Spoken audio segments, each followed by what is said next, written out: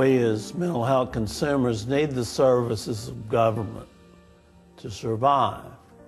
And some of us can survive, but without those services, those medications and programs, it's very hard to survive. I'm worried about losing the Medicaid funding for my major tranquilizer and keeps me from having delusions and hallucinations and not being able to function outside a psychiatric hospital. I'm very worried about that.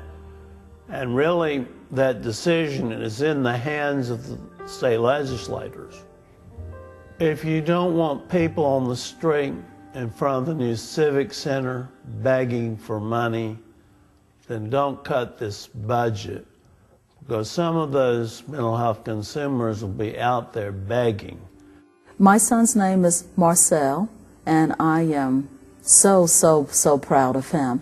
He is 24 now, and I always say, just happens to have a disability. He has a developmental disability, and right now, with the support of funding through the CAP MRDD program, he has a part-time job.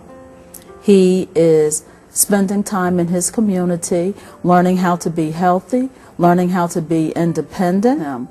What we fear is that once we start talking about cutting funding, how far will we go? And I have made a lot of sacrifices, and as a mom, I would do that again, but I know better. I know that the state of North Carolina is not presenting itself as a place where families have to just tear their lives apart, especially when there's other alternatives that can be actually looked at. And my twin sisters were the only siblings, and really the only family members either of us have. So we've been very close all of our lives. I acted normally until she was about 18 years old, and then the effects of schizophrenia are devastating.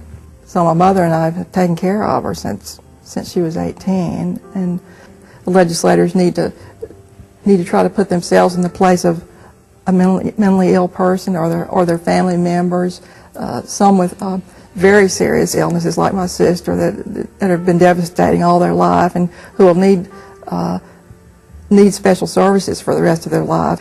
I think how they would feel if they saw their sister or family member being deprived of services and therefore just destroying their life.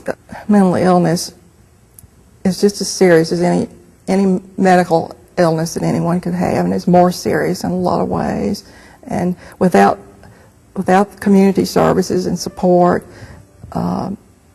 they'll suffer and will probably die as a result of it.